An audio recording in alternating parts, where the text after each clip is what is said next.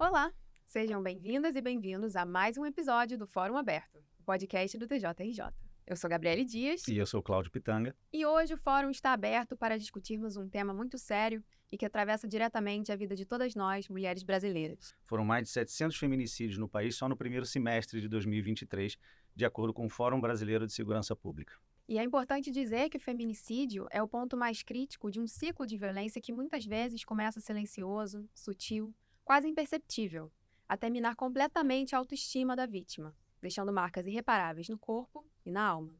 Como identificar a existência desse ciclo nas nossas relações? Como denunciar um caso de violência doméstica ou familiar? E o que tem sido feito pelas instituições para garantir a segurança das mulheres que sofrem violência? Para responder essas e outras questões, convidamos duas autoridades no assunto.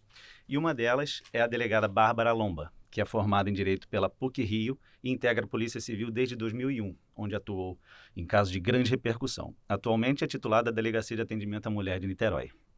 Já a desembargadora Adriana Ramos de Mello é formada em Direito pela Universidade Gama Filho, é mestre em Direito pela Universidade Cândido Mendes, também mestre em Criminologia e Sociologia Jurídico-Penal pela Universidade Autônoma de Barcelona e doutora em Direito Público e Filosofia Jurídico-Política pela mesma instituição.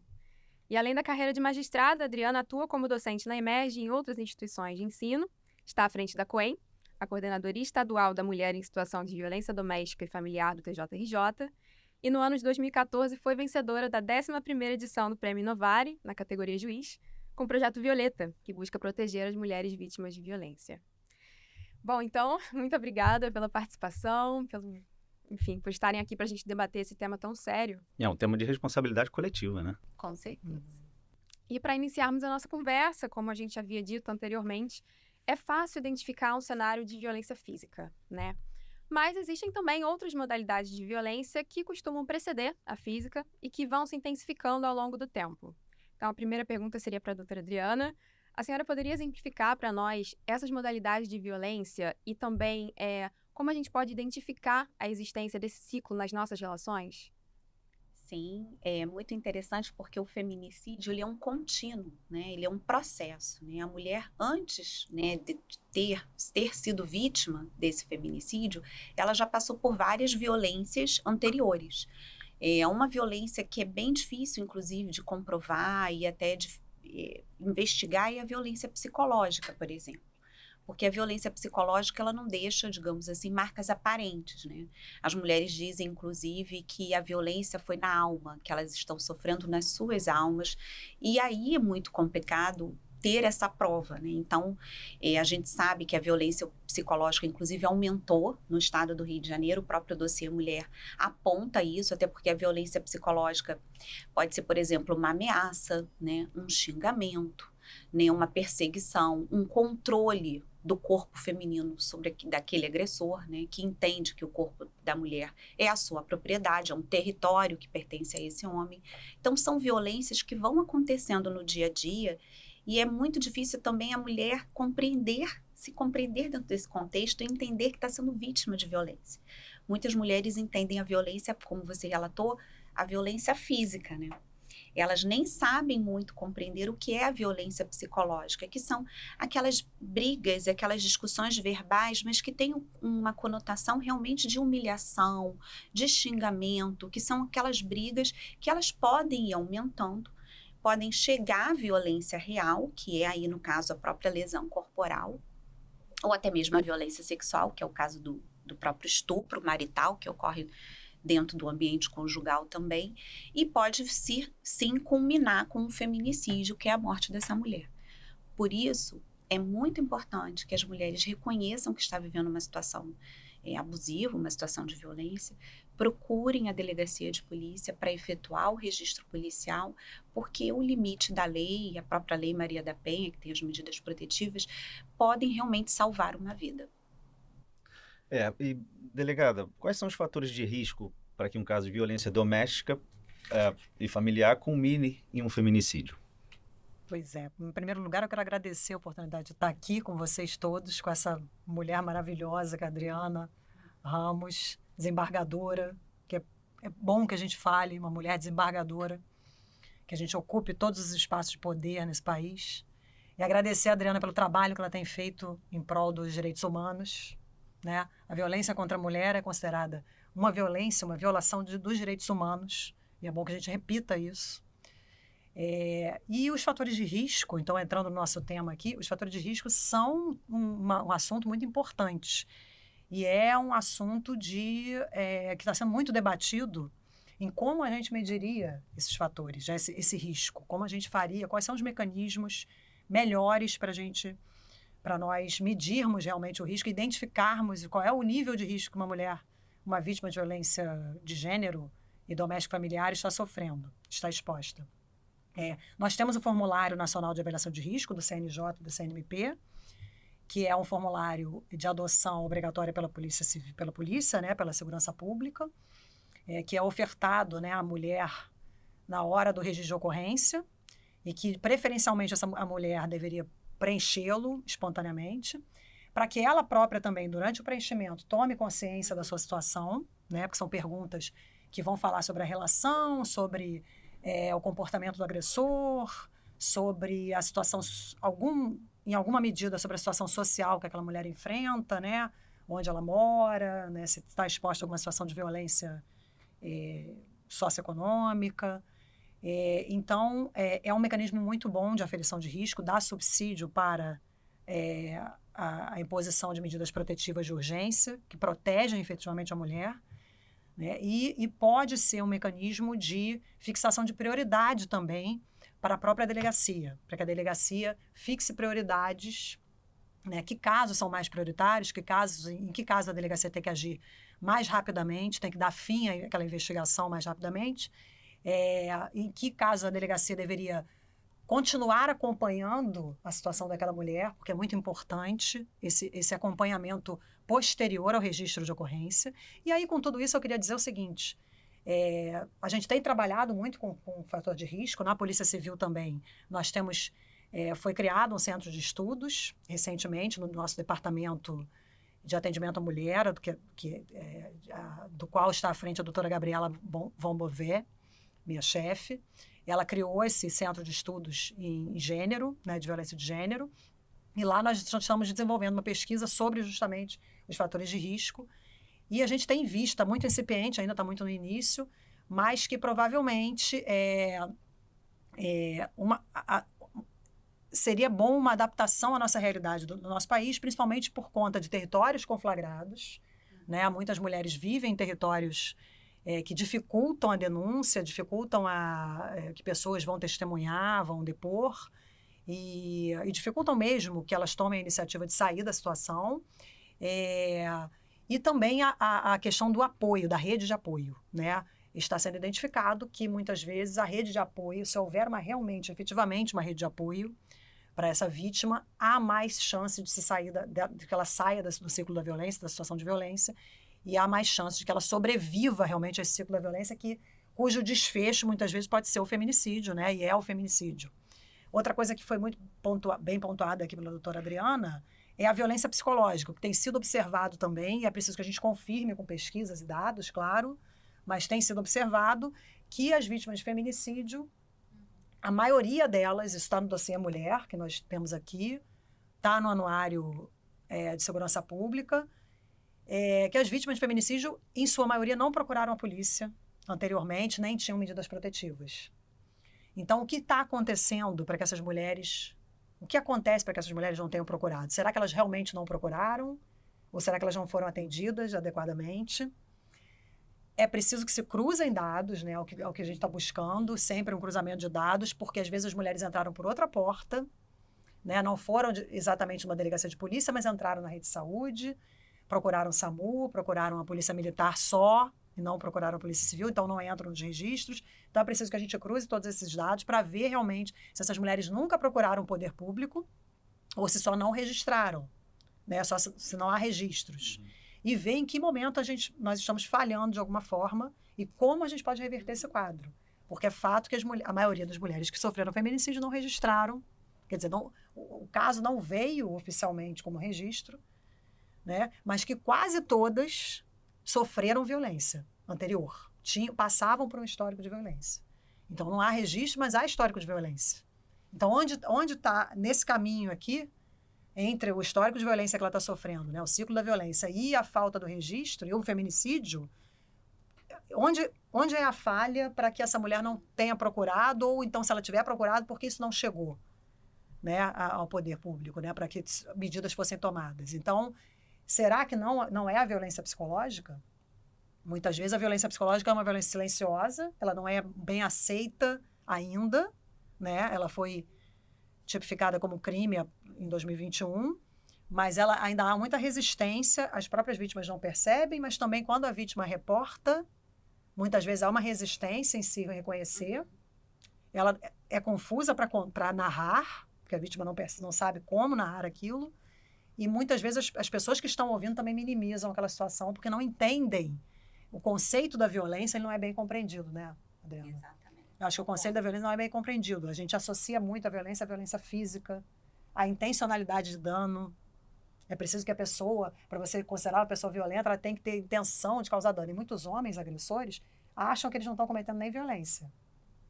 Então, isso é muito comunicado socialmente, né? Que a violência é algo que é ou físico, ou então deve haver uma intencionalidade de dano. Então, a violência psicológica fica muito silenciada, né? Então, as pessoas têm dificuldade, inclusive, de serem escutadas quando vão relatar esse tipo de violência. Então, isso pode ser, talvez, eu estou aqui cogitando, que possa ser uma causa, talvez uma causa de as coisas desaguarem no feminicídio sem que passem pelos canais oficiais. Eu tenho a impressão, mas isso é só uma impressão, que muitas denúncias vêm por parte de vizinhos ou familiares. Faz diferença ser a vítima que faz a denúncia ou ser outra pessoa? Na verdade, nem sempre havia ainda aquele adágio popular, né, de que briga de marido e mulher, ninguém metia a colher. A gente acha que essa máxima não existe mais, né? Mas não é verdade. Muitas pessoas ainda resistem em procurar, em chamar a polícia para socorrer uma mulher, né? Durante a pandemia, eu recebia muitas ligações com dúvidas. Olha, eu estou ouvindo gritos, eu posso chamar a polícia? Como é que eu faço? Então, há ainda uma certa resistência de vizinhos, né, da população em geral, de chamar a polícia para intervir naquela situação de violência doméstica e familiar. Agora, isso está mudando, né? Então, as campanhas, por exemplo, a campanha Sinal Vermelho, que aconteceu durante a pandemia, que foi uma campanha elaborada pela MB, o próprio Conselho Nacional de Justiça, foi muito importante para dar visibilidade. As campanhas dentro dos edifícios, por exemplo, vários edifícios começaram a colocar, né, dentro dos elevadores, né, cartazes informando, inclusive, informando sobre os dados, onde ter a denúncia, onde realizar essa denúncia. Então, a gente sentiu uma procura maior, tanto é que os casos de 190 durante a pandemia aumentaram muito e os registros policiais não, né? Então, a gente teve essa dificuldade, porque se chamava a polícia, às vezes não chegava ali aquela situação, a violência psicológica, por exemplo, por ela ser difícil daquela prisão em flagrante, porque ela não deixa marcas, às vezes a polícia chegava ali, aquela situação, a mulher, não, na verdade houve uma discussão e isso não se concretizava necessariamente num registro policial. Mas é importante o que a Bárbara falou aqui, que realmente a questão da violência psicológica ainda precisa ser mais disseminada, não apenas para os profissionais que atuam dentro do sistema de justiça, aí leia-se polícia civil, polícia militar, né, o próprio Poder Judiciário, o Ministério Público e Defensoria, mas também para as mulheres, né? As mulheres precisam ter informação mais adequada do que se configura a violência psicológica, do que é a violência psicológica, até para elas se reconhecerem dentro daquele sistema de uma relação violenta e efetuarem o registro policial. Mas tem um outro componente também que, enquanto a Bárbara falava, me chamava a atenção. A questão do medo que as mulheres têm de ir procurar a polícia. A gente vive num Rio de Janeiro muito complicado em termos de segurança pública, uma região realmente conflagrada, né? Então, as mulheres têm medo de descer para o asfalto, digamos assim, as mulheres que residem em comunidades dominadas e tal, conflagradas, elas têm receio de denunciar, de descer e procurar a polícia. O medo de morrer, não apenas daquele agressor, mas do entorno, né? E fora uma outra questão que a mulher ainda tem aquela questão de da dependência econômica, né? Bom, se eu registrar uma ocorrência, ele pode ser preso, ele vai perder o emprego, eu não vou ter como sustentar meus filhos. E aquela coisa da mulher ainda de achar que vive, por óbvio, né? Uma relação que ela construiu, tem afetos, né? Tem uma escolha que essa mulher fez para conviver com aquela pessoa pro resto da vida, tem filhos, tem casa, família. É todo um contexto que faz com que essas mulheres reflitam bem antes de denunciar. Eu digo que são os percalços e obstáculos, primeiro internos, que essa mulher tem que ultrapassar. Familiares, às vezes a própria família, mas o que você vai fazer depois desse registro? Você acha que você vai ter proteção? Quer dizer, a mulher ela fica desconfiada de que o sistema de justiça não vai protegê-la. Ao revés, pode colocá-la mais em risco ainda de morte. Então, ela tem aquela barreira interna, tem a barreira da família, como eu falei, e a barreira das próprias instituições. Não é fácil você procurar uma delegacia de polícia e registrar uma violência familiar, uma violência doméstica, onde você vai ter que relatar as suas intimidades, coisas da sua vida privada, para uma pessoa que ela nunca viu, e geralmente não há um espaço de acolhimento nas delegacias adequado para a oitiva dessas mulheres. Geralmente ela tem que depor na frente de outras pessoas, de outros policiais, às vezes tem fila. Quer dizer, tudo isso faz com que essa mulher ela realmente resista em procurar. Se ela consegue ultrapassar essa barreira que é procurar a delegacia, ultrapassar essa dificuldade, ela vai ter outras barreiras, porque ela também vai ter dificuldade de ter a assistência. Então, por isso que essa rede, ela precisa, como a gente faz aqui no Rio de Janeiro, estar bem fortalecida para que essa mulher seja, primeiro, bem informada sobre os seus direitos, onde procurar ajuda. Segundo, a formação e a capacitação dos profissionais que atuam no sistema de justiça, com a polícia, a parte estrutural, a gente precisa equipar as delegacias com esse espaço de acolhimento dentro das delegacias, para que as mulheres possam depor respeitando a sua privacidade e a sua intimidade. E, além disso, que ela tenha uma assistência jurídica qualificada, para dar a ela a informação jurídica que ela necessita e que ela possa ter confiança de que o seu processo vai ter o seu regular andamento e o desfecho, seja ele qual for, vai ser um desfecho livre e imparcial de mitos e estereótipos de gênero. Então, é toda uma junção de fatores que a gente ainda precisa aprimorar. Estamos nesse caminho. A delegada, assim como eu, nós fazemos parte de uma rede bem fortalecida de enfrentamento. Agora, são estruturas muito antigas, estruturas patriarcais, machistas, que a gente precisa mudar. Pois é, uma pergunta que surge até para a doutora Bárbara no caso, então, esse seria o intuito de uma delegacia especializada em atendimento à mulher, né? Até para evitar esse contexto de revitimização. Então, qual a diferença? Como é que se dá esse atendimento qualificado, essa escuta humanizada na DEAN?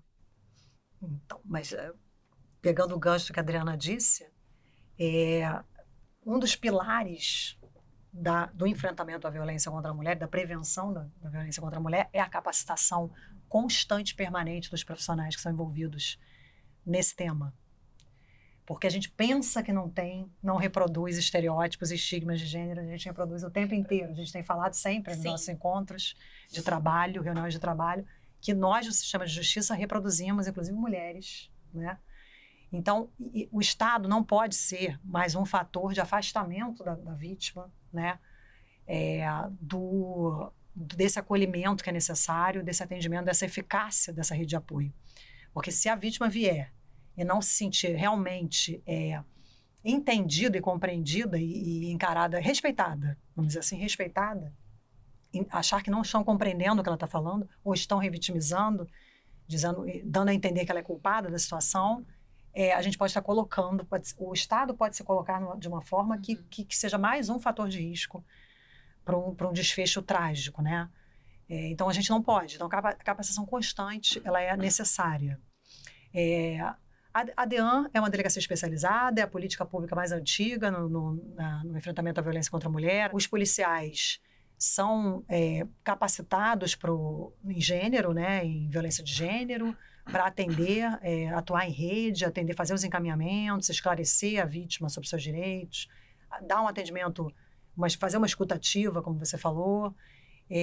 Mas mesmo assim nós temos ainda deficiências. Nós não temos DEAN em todo lugar. A Polícia Civil tem que atender vítimas de violência doméstica familiar e violência de gênero em geral em outras delegacias também, né? E o que nós temos tentado fazer é exatamente estender essa capacitação para toda a Polícia Civil, em conjunto, muitas vezes também com o Poder Judiciário, criar a criação de núcleos de atendimento à mulher, em delegacias que não têm, em lugares onde não há ADAN, criam-se núcleos especializados em atendimento à mulher para fazer esse atendimento, minimizar o atendimento, de forma a minimizar o atendimento dessas mulheres por pessoas não capacitadas, né? Justamente para que a mulher vítima da violência continue, acredite, né? Acredite no serviço e continue, e a gente consiga causar uma adesão a esse serviço, na continuidade do serviço, porque ela precisa ser encaminhada à assistência social, para uma assistência jurídica, muitas vezes, né? E aí toda essa cadeia de serviços, em toda essa cadeia, a gente precisa estar sempre dialogando, sempre acompanhando a situação dessa mulher, e ela precisa acreditar em todo esse processo. Porque se em algum momento dessa cadeia não houver realmente não se criar um vínculo de que ela confie, de credibilidade, é muito complexo. Não é só uma vítima comum de um crime comum da criminalidade urbana, não é. Que já tem uma crise de confiança muito grande nas instituições, né? Sim. Mas a situação da violência doméstica familiar ela é peculiar porque justamente tem os vínculos afetivos. E tem a violência de gênero estrutural, né? Que nós, mulheres, já acreditamos muitas vezes, né? Acho que na maioria das vezes, que nós temos realmente que cumprir aquele papel de cuidado das pessoas, ou só de ficar em casa, ou que nós não podemos nos comportar de certa forma porque nós vamos causar uma desonra, né? Falava-se muito da honra masculina, né? Então nós podemos causar uma desonra ao companheiro, enfim. Então a gente absorveu muito isso, né? Como os homens também absorveram muito esses conceitos. Então essa violência toda estrutural, né, enraizada socialmente, é uma barreira muito grande. Né? As próprias vítimas, é um processo para se denunciar, porque a vítima acredita realmente que ela eventualmente pode ser até uma culpada, vamos dizer assim, daquela situação que ela está sofrendo.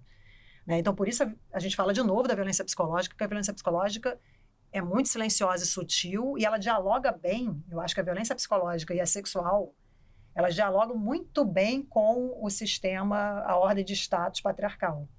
Essa assimetria de gênero. Ela dialoga bem. A relação conjugal também, né? Porque justamente a violência sexual praticada pelo marido, né? Ela, muitas vezes, ela não é detectada. Exatamente. Nem, é como se fosse uma obrigação da mulher. É como se fosse uma obrigação. Uhum. E aí, é interessante que eu peguei um caso específico na vara de violência doméstica aqui do Rio, de uma moça que tinha sido violentada sexualmente pelo seu parceiro e ela sofreu uma tentativa de feminicídio 15 dias depois. E ela, ao relatar o feminicídio tentado, enfim, prestar o seu depoimento, ela relata a violência sexual 15 dias anteriormente, mas ela não entendia que aquilo era o estupro, porque ela achava que, como tinha ocorrido no ambiente doméstico e eles estavam em fase de separação, ela minimizou a violência sexual que causou a ela um trauma muito grande. Então, isso é importante a gente falar para as mulheres, né? Porque a obrigação, né, que muitas mulheres aí antigamente, aquela história do débito conjugal, isso não tem cabimento, né? Não tem. E as mulheres têm sim direito ao próprio corpo e dizer o que querem fazer e o que não querem fazer, né? E as mulheres ainda, como você relatou, ainda se sentem nessa posição aí, muitas se sentem culpadas pela própria violência sofrida. E um outro caso também que me veio de feminicídio, esse consumado, processo que eu li na pesquisa que nós fizemos na Emerge sobre o feminicídio, ela tinha sido ameaçada várias vezes, mas ela não entendia aquilo como relevante, ela não acreditava nas ameaças. E eu nunca tinha feito registro policial anterior, embora ameaçada, e os pais, durante o curso do processo, relataram que observavam a filha triste e tudo, mas ela nunca tinha relatado diretamente para o casal, e sim para uma das amigas, que sofria violência, sofria ameaças e tudo mais. Então, quando ela morre vítima do feminicídio, para aqueles pais foi uma surpresa, né? Porque, e geralmente é assim, porque aquele sujeito sempre se mostrava cordial com a família, educado, e a filha vivia, na verdade, um verdadeiro cárcere privado, e ela, infelizmente, essa sim, foi vítima do feminicídio consumado. Então, são questões que a gente observa no processo, né? Da dificuldade das mulheres se identificarem e a gente precisa descobrir e tentar investir nisso, criar políticas públicas nesse sentido, para que as mulheres realmente se sintam confiantes. Primeiro, elas se reconheçam que estão sendo vítimas de violência e que elas confiem no sistema de justiça para realizar a sua denúncia, porque elas serão acolhidas e a resposta virá. Esse é o nosso desafio, acho, no nosso estado do Rio, diante dos dados recentemente publicados do Dossiê Mulher, que mais de 50% das mulheres que morreram não procuraram ajuda dos órgãos oficiais. E a gente quer que essas mulheres cheguem. A gente precisa que essas mulheres cheguem, porque uma medida protetiva de urgência deferida naquela primeira violência que a mulher sofreu pode salvar essa vida. E não se salva só a vida da mulher num feminicídio, se salva os filhos, se salva toda a sociedade, porque quando morre uma mulher, morre um pouco a sociedade brasileira. Então, é nesse aspecto que a gente tem que realmente investir muito em política pública de prevenção. Tem um outro tema que a gente queria falar. Eu acho que tem tudo a ver com essa questão do controle dos corpos e tudo mais, porque tem uma outra violência também, que ela ocorre fora do âmbito doméstico e familiar, que atinge as mulheres em um período muito vulnerável, que é a violência obstétrica. E eu sinto que isso é pouco discutido, até mesmo na esfera institucional. Então, essa pergunta vai para ambas. O que seria, então, essa violência obstétrica e como agir nesses casos? A violência obstétrica, vou começar, mas a Bárbara também, com certeza, tem até experiência profissional atuando em investigações, né? Sobre a temática, é um tema muito pouco falado mesmo. A gente escuta pontualmente quando há ou uma pessoa, enfim, que está na mídia, né? Como foi o caso da Chantal em São Paulo, foi um caso que teve uma repercussão enorme, né?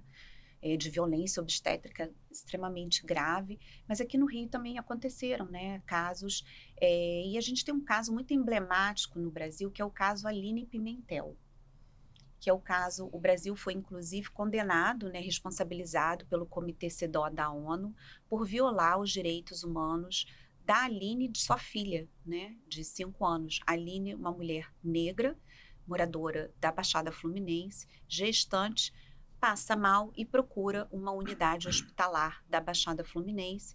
Ela não tem o atendimento médico adequado, e fica horas esperando, retorna para casa, depois volta, enfim, tem todo um histórico de dar um remédio para casa, volta, aquela coisa, e infelizmente o bebê morre, né, o feto morre, e ela então demora-se muito para ser socorrida, ela fica muito tempo, né, com aquele feto dentro do seu corpo, e ela morre em seguida por falta de cuidados médicos adequados, né?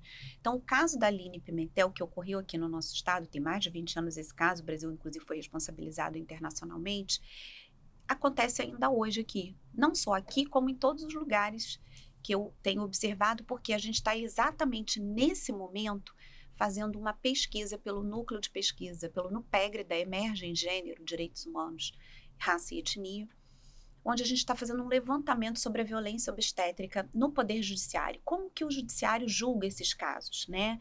É levada em conta a situação de vulnerabilidade daquela mulher no momento do parto, né? Quais são os cuidados que o Poder Judiciário, como que o Poder Judiciário vai julgar esses casos à luz do protocolo para julgamento com perspectiva de gênero. Então, nós estamos nos debruçando nisso e é um tema bem triste, assim, porque eu tenho recebido até na segunda instância várias ações de indenização por danos morais em razão ou da perda da mãe, da própria gestante, ou da perda do próprio bebê, né, do feto, do neonatal.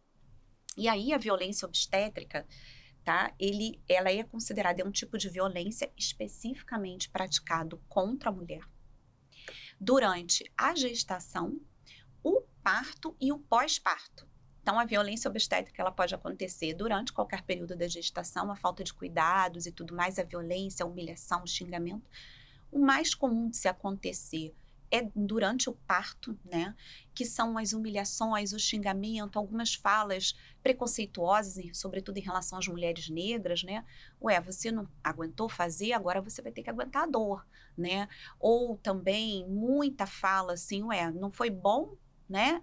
Agora, na hora de fazer, que são os maus tratos, mandar a mulher, né, fica quieta, para de gritar. Quer dizer, então essa mulher que grita, que está com dor, ela geralmente recebe um atendimento até menor, menos qualificado do que aquela que se aceita, que fica ali aguentando a dor, né? A recusa, por exemplo, do acompanhante, olha, você não pode ter acompanhante quando a lei federal já garante o direito ao acompanhante. Não dar o acompanhante, que é um direito dessa parturiente, é sim violência, pode sim ser considerada violência obstétrica. Uma outra coisa que eu tenho visto muito, né, a recusa de alimentar aquela gestante. Não, você não pode beber água nem comer.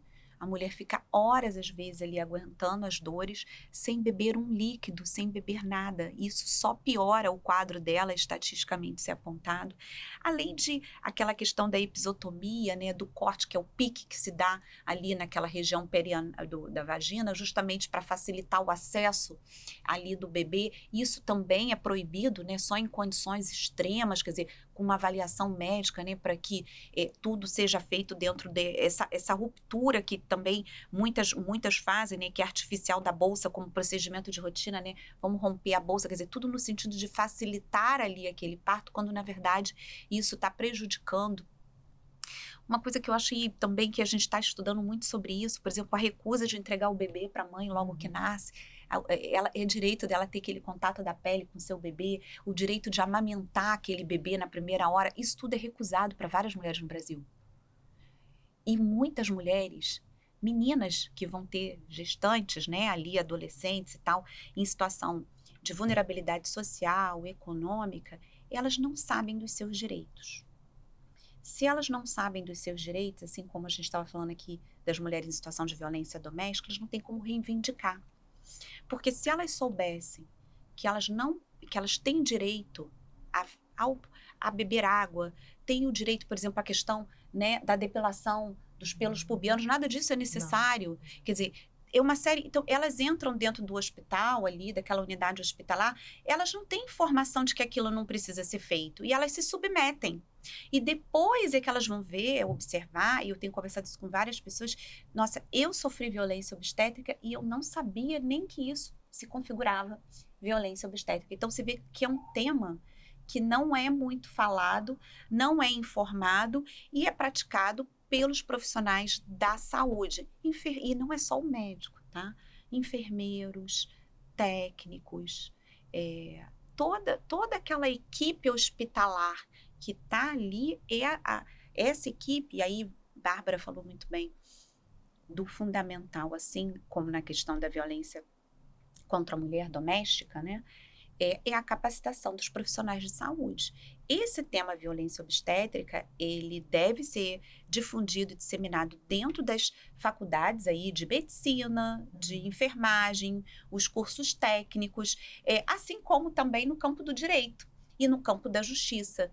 Então, agora, toda vez que eu pego um caso de violência, que às vezes não há menção ao termo violência obstétrica, porque também é muito polêmico, né? As pessoas que não querem dar esse nome, se você não dá nome, o que não se tem nome não se existe, né? Então, você não tem como investigar dados, você não tem como extrair dados.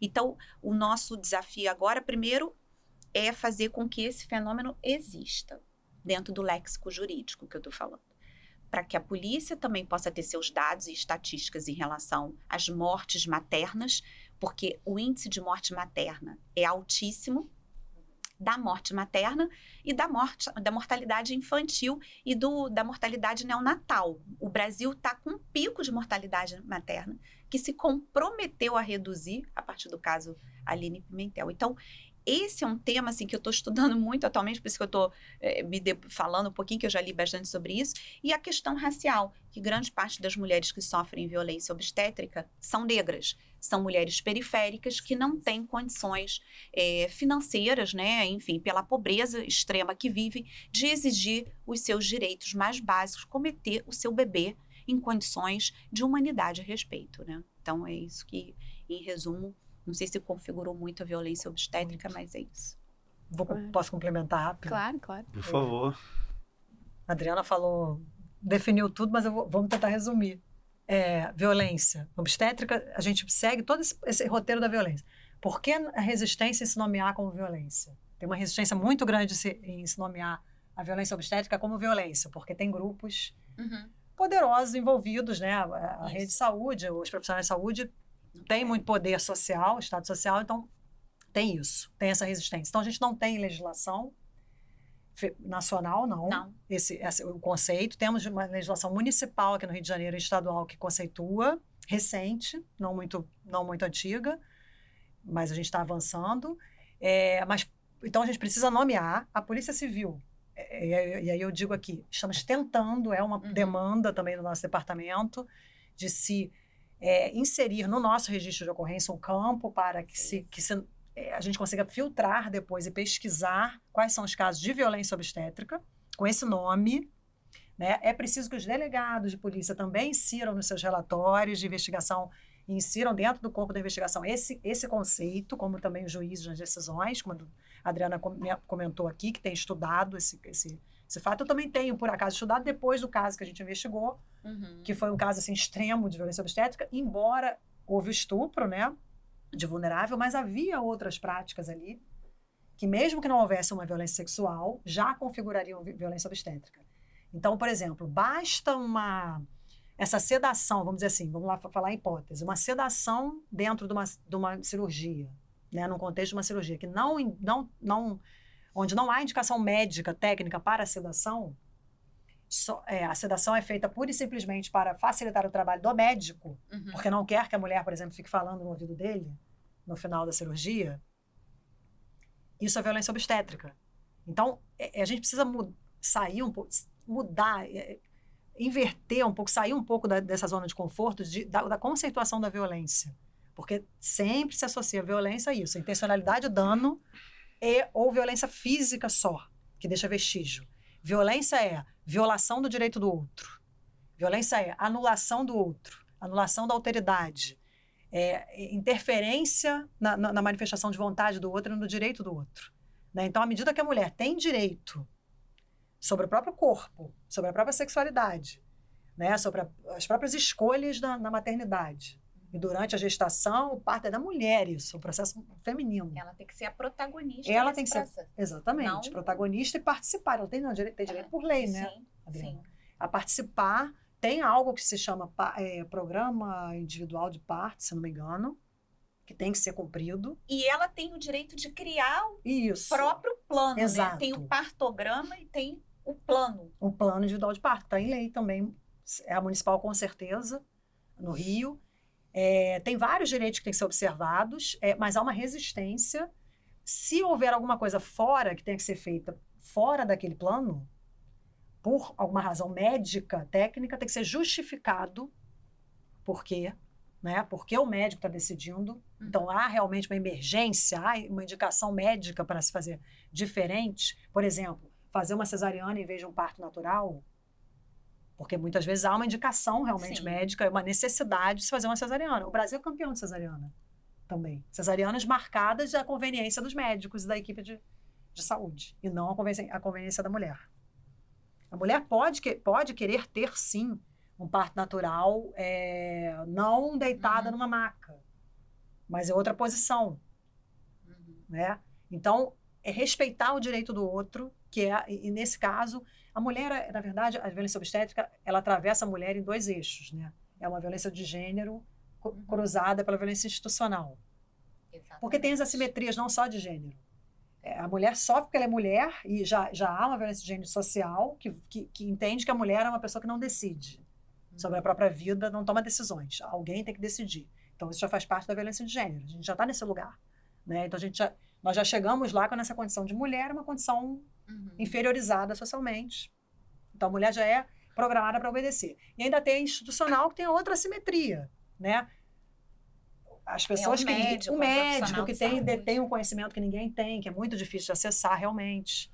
Né? Então, muitas práticas são feitas e realmente, como a Adriana falou, a pessoa não tem conhecimento, ela acha que é obrigada a passar por aquilo. Então, o acesso é muito mais dificultado a esses direitos, realmente. Então, a gente precisa realmente divulgar que as mulheres têm esses direitos, sim, de participar ativamente do processo, tanto da gestação quanto do parto e depois do pós-parto. O direito a acompanhante, por exemplo, é uma coisa que não pode se negociar, né? Não se pode proibir que a mulher esteja... Nem durante a cirurgia, né? Nunca. Porque, Pois às vezes, durante a cirurgia, o acompanhante é retirado da sala. Exato. E é exatamente isso, porque quando fala violência obstétrica, vem à mente algo físico, algo, o termo que a senhora usou do ato consumado, da violência, mas ou uma intencionalidade gerar dano. Intencionalidade gerar dano. Por exemplo, o profissional de saúde acha que como ele não quis gerar um dano, ele não cometeu violência. Ouvindo tudo isso, eu estou aqui tentando me segurar, porque eu não sei se eu estou fazendo um rosto muito assustado, porque ouvindo tudo isso que as senhoras estão falando é realmente algo assim. E eu diria com total certeza que é fora da realidade de muitas pessoas. Muitas pessoas não sabem que existe isso. Eu, uma delas. Mas simplesmente pela minha limitação, pela minha ignorância sobre o assunto que se estende ao país, ao mundo, enfim. E se essas pessoas não querem chamar de violência obstétrica, querem chamar de quê? É violência. Está conceituada, violência. É porque a gente tem um susto, realmente, em usar esse termo violência, né? Porque violência, a gente acostumou a pensar, estava falando aqui fora com o pessoal, acostumou a pensar que é próprio de alguma classe social determinada, que é associado sempre a algo, grupo armado, a violência urbana, né? Infelizmente, a gente precisa começar a caminhar pro final, e a gente costuma fazer nesse momento perguntas que possam inspirar os ouvintes que estão estudando, escolhendo um caminho a seguir. E o que a gente gostaria de saber é: houve alguma vivência ou motivação que as levou a optar pela carreira jurídica e em que momento na vida profissional das senhoras se cruzou com a pauta dos direitos das mulheres? É mais difícil. Primeiro do direito, por que procurou o direito? O que optou a seguir pela carreira jurídica e em que momento a vida profissional se cruzou com a pauta dos direitos das mulheres. Porque a gente vê que é tão difícil fazer uma simples denúncia, imagina lutar para que as coisas melhorem. Então, o que motivou? Eu acho que no meu caso foi a questão mesmo do sentimento por justiça, assim. Desde cedo eu fui muito, eu diria assim, aguerrida, né? Para ser um pouco mais, muito, assim, como é que eu vou dizer, indignada com as injustiças. Eu vi, assim, as injustiças sociais, elas sempre me deram, assim, realmente uma sensação de que eu tinha que fazer alguma coisa. Eu falei, qual é a carreira que eu posso seguir e que vá trabalhar com isso? Claro que também teve uma influência grande, né, por parte da família. Meu pai é advogado, então me inspirou bastante, né, em escolher o direito. Tanto é que me matriculei na faculdade de Direito e tranquei um ano para depois pensar, será que era isso mesmo? E aí, quando voltei, eu já voltei completamente certa, porque a gente escolhe a faculdade aos 17 anos, né? Então, eu tinha 17 anos quando eu entrei na faculdade. Então, fiquei naquela coisa, mas aí voltei. E aí, a magistratura em si, eu não pensava. Eu pensava em defensoria pública. Como, de fato, fui defensora, até por conta da questão das injustiças e tal. Eu fui estagiária de direito de presídio, eu gostava de ir muito, visitar ali as delegacias e ver a situação dos presos, sempre tive isso. E fui para a Defensoria Pública, onde ingressei ali em 94. Depois que fui defensora, eu falei assim, a defensoria não é ainda, porque eu quero dizer o direito para quem tem, senão eu vou ter que defender quem eu acho que não tem direito. Eu queria a justiça. Então, a escolha do judiciário, tanto é que não fiz outro concurso, foi só desde defensoria e magistratura, não fui para outra carreira jurídica, escolhi a magistratura.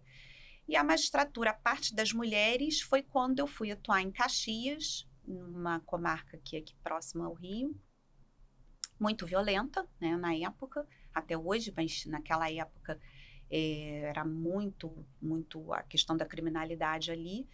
Só que eu vi que grande parte dos crimes que me chegavam ali eram realmente violência contra a mulher. Isso em 2001. E ali, então, eu comecei a atender aquelas mulheres nas audiências e tentava resolver, e eu não tinha elementos na lei para aquilo, porque era a lei 9.099, era o acordo, era a transação penal.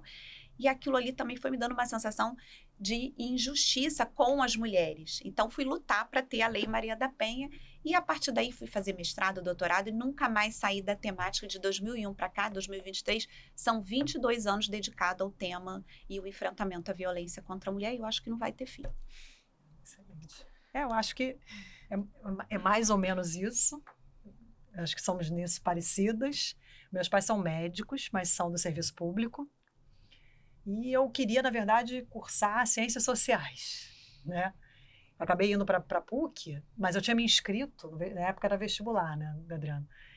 Para ciências sociais não teve quórum, não teve... Aí a PUC mandou uma carta dizendo que não teve inscrição suficiente, porque na época lá realmente não... Eram outras universidades que eram mais movimentadas nessa área, né? E acabei tendo que me inscrever em alguma outra, me inscrevi em Direito e acabei passando para lá. Felizmente, com uma bolsa integral, eu fiz a PUC sem custear nada, fui bem colocada e acabei ficando na PUC. Foi por isso que eu acabei indo para a PUC, né? E aí o Direito veio, assim, sem eu ter pensado previamente no Direito. Mas já tinha... Eu não sabia se eu ia querer seguir no Direito, mas se seguisse, e aí depois segui, eu sabia que queria ser servidora pública, ia ser uma carreira pública, não queria advogar, eu tinha certeza disso, e também queria ser defensora pública. Depois eu, provavelmente, fiz um concurso para defensoria pública, não passei, fiz um para o Ministério Público, e fiz Emerge, né? Eu fui aluna da Emerge, depois da faculdade, fui aluna da Emerge, aí eu fiz um para a defensoria pública, não fui aprovada, fiz um para o Ministério Público, fiquei na prova oral, e aí logo em seguida abriu um concurso para a Polícia Civil, eu fiz e passei no concurso. Porque a gente chega naquela hora que a gente está, sei lá, estudando mais, né? E vai acabar em algum, você vai acabar passando, né? É verdade. Concurso é um pouco assim, né? Então, eu acho também que foi uma coisa, talvez eu tivesse que ir para a Polícia Civil mesmo. E aí a polícia é uma coisa realmente séria, porque você começa a gostar, né? Essa parte primeiro de lidar com as pessoas, você tem muito contato com as pessoas direto, na hora do problema. Então, eu acho que eu acabei me identificando por conta de uma sensação de que eu conseguia ajudar ali naquele momento, de que eu conseguia prestar realmente um auxílio. Então, isso me encantou um pouco, de alguma forma, na polícia, embora haja muitas mazelas, muitas dificuldades. E eu, pessoalmente, discordo de muitas coisas, que aí a gente ainda precisa mudar lá, mas esse contato direto com as pessoas é muito encantador, e a parte da investigação, né? Que a investigação é uma coisa dinâmica, uma coisa de você ir descobrindo. É muito interessante. De procura, de pesquisa mesmo, né, e tudo. Então, o resultado daquilo te prende muito. Então, a gente fala que é quase um vício, né? E eu acabei não saindo mais. E a trajetória foi muito bacana, assim, eu sou muito feliz com a minha trajetória na Polícia Civil, né? Não trabalhei com delegacia de mulher, mas a gente, de atendimento à mulher, mas a gente pegava, trabalhei em várias delegacias distritais de bairro, então nós pegávamos casos de violência contra a mulher. Eu acho que como mulher, nós todas sentimos muito essa causa, porque em algum momento nas nossas vidas, acho que quase todas sofremos algum tipo de violência, mesmo que não seja doméstico familiar, mas em algum outro espaço, que está em todos os espaços, né? E essa pressão que a gente sofre realmente, né? A invisibilização da nossa dupla jornada, né? Isso foi tema até do Enem agora, a invisibilização do trabalho doméstico, porque é um trabalho. Minha avó, Adriana, a sua provavelmente... A minha avó foi uma mulher, não sei se a sua já era uma mulher que estudou, mas a minha não. A minha viveu em casa, mas ela trabalhou muito. Faço uma homenagem à minha avó aqui. Ela trabalhou muito, uma mulher que trabalhou muito. E certamente um trabalho invisibilizado, né? Que nunca foi remunerado, nunca foi reconhecido como trabalho, era quase uma obrigação. Então, a homenagem a essas mulheres, né? Que trabalhavam, elas não só cuidavam, elas trabalhavam diariamente, de forma pesada, né? Então, eu só vinha trabalhar em DEAN em 2022, mas sempre, isso é verdade, eu sempre falei, a gente trabalhou com feminicídio, já tinha um contato com feminicídio quando trabalhei na DH, né? durante 2 anos e meio, mas assim, a violência em geral contra a mulher não, diretamente, mas eu sempre comentei dentro da minha equipe, que a gente está junto com um grupo de pessoas há bastante tempo, que tinha vontade de trabalhar em DEAN. Infelizmente, não é valorizado como deveria ser, nada relativo à causa da mulher é muito valorizado ainda, vai ser, a gente tem que chegar num mundo em que a gente não precisa ficar falando disso, talvez, né, mas em que realmente haja igualdade, né, essa é a nossa esperança, a luta é para isso. Eu sou iniciante nessa luta aí, a Adriana já é antiga, eu sou iniciante, mas sou entusiasta do negócio, assim, e sempre tive essa vontade, mas não tive oportunidade, não acabei não indo para a DEAN.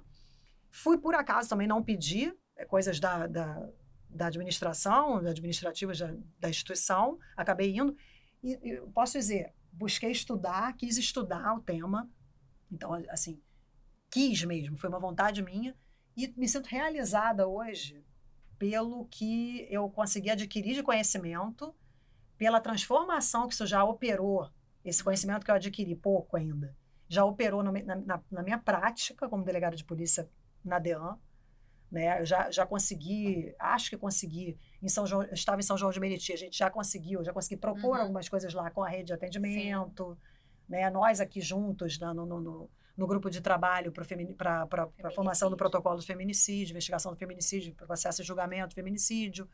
Então, os conhecimentos que eu tenho adquirido, eu estou conseguindo, eu estou vendo, e isso é muito difícil na polícia e em outras áreas.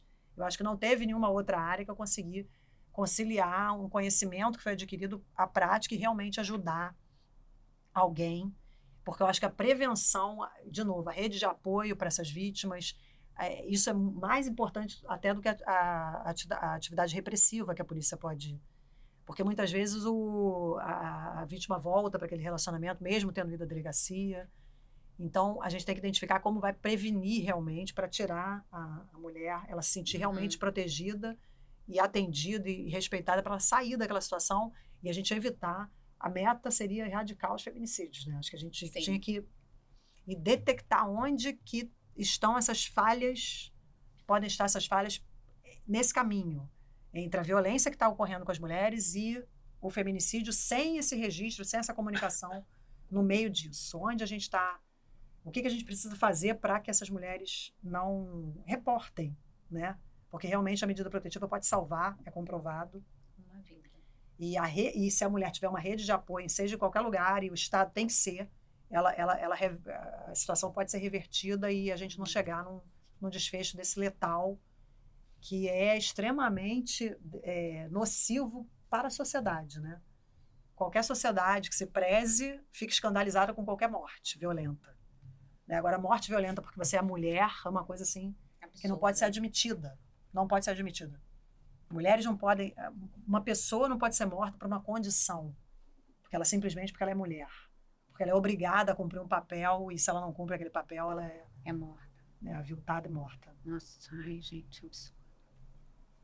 Eu queria fazer uma pergunta, então, agora um pouco mais abstrata, porque as senhoras trabalham diretamente, né, justamente lutando por um mundo mais livre de violência, mais justo. Eu queria saber, num mundo ideal, qual seria esse futuro ideal, na opinião dos senhores? Eu acho que, assim, o mundo ideal seria que as pessoas pudessem viver em paz, né? Independentemente do espaço onde elas estejam, que as mulheres possam ter os mesmos direitos e oportunidades que os homens, porque é o que está garantido na Constituição Federal, mas entre a Constituição Federal e a nossa realidade ainda tem um caminho. Mas eu estou vendo com muito bom prognóstico, né? Sobretudo no âmbito do Poder Judiciário, a gente tem criado aí vários projetos de humanização, projetos cartilhas de informação. Agora, ano que vem, a gente já está caminhando para divulgar uma cartilha contra a violência cibernética, né? Informar as mulheres. Então, eu acho que um mundo melhor, né, seria um mundo onde a gente não precisasse mais dizer o óbvio, né? Que todos e todas somos iguais em direitos e obrigações. Mas eu acredito, eu tenho fé que a gente está caminhando nesse sentido. O Brasil vem avançando muito nas políticas. Claro que tem muitos desafios, né? mas eu acredito que a gente possa viver num mundo melhor e que a gente possa viver numa sociedade onde as diferenças sejam respeitadas, onde homens, mulheres, a população LGBTQI+, uma população, que a sociedade seja menos discriminatória em relação à população negra, onde qualquer pessoa, como a doutora Bárbara falou, né, ninguém sofra preconceito ou discriminação ou violência, porque a violência é uma forma de discriminação, em relação ao seu gênero, em relação à sua cor, em relação à sua religião, em relação à sua origem, que possamos viver uma sociedade mais justa e igualitária. É isso que eu espero, com certeza.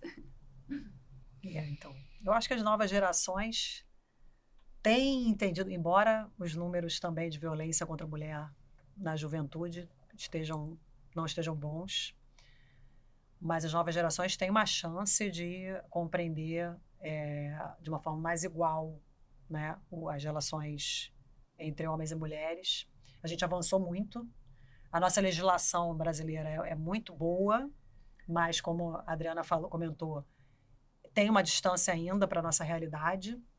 A realidade do Brasil, em termos de desigualdade social, ela é uma inimiga da igualdade, né, da efetividade da garantia de direitos, porque a violência recrudesce com a desigualdade, com a pobreza, né? Com a pobreza, com a precarização econômica. Os próprios homens sofrem muito. Há pesquisas que comprovam que, por exemplo, em áreas onde há violência, onde há homicídios também, homens são jovens, negros principalmente, são muito vítimas de homicídio, tem um alto índice de homicídio por violência, né, por violência urbana e tal, questão de disputa de grupo armado, também há uma prevalência de feminicídio. Então, à medida que a população toda, né, é muito vítima dos efeitos dessa discrepância, desse abismo social, né, que muitos poetas já falaram, toda a violência, o mais vulnerável socialmente vai sofrer mais. E as mulheres são mais vulnerabilizadas socialmente, as meninas são mais ainda do que as mulheres adultas. As meninas são muito, porque as crianças são um grupo social muito vulnerabilizado, e aí as meninas sofrem porque são crianças e porque são mulheres. A violência sexual contra crianças cresceu demais também, está muito alta. Então, é preciso que a gente... O mundo ideal seria a gente não falar dessas diferenças de gênero, mas a gente cada vez menos falar da diferença de classe, né? A diferença social. E porque se as oportunidades forem mais iguais para todos, e aí vão entrar mulheres, homens e pessoas, né? As pessoas têm que ser consideradas cada vez mais pessoas, e não categorizadas ou socialmente, ou por gênero, ou por cor. Então, o mundo melhor seria a igualdade em todos os sentidos, né? Não só a de gênero, mas todas elas. Faço cor a essas palavras, então queria agradecer mais uma vez pela oportunidade, por nós termos debatido aqui hoje. Acho que foi uma conversa muito produtiva. E é isso, né? Chegamos ao fim de mais um episódio do Fórum Aberto, um produto do Estúdio TJRJ. E para nos encontrar, como é que faz, Cláudio? Estamos no YouTube e no Spotify e também no site do tribunal, que é o www.tjrj.jus.br. Eu queria deixar um recado, porque a gente sabe que é difícil nessas horas, né, quando está imersa em um ciclo de violência, procurar ajuda.